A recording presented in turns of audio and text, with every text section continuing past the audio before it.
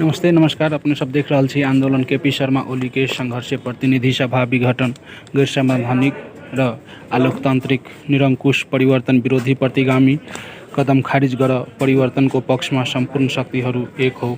Nepal communist party Nekapa.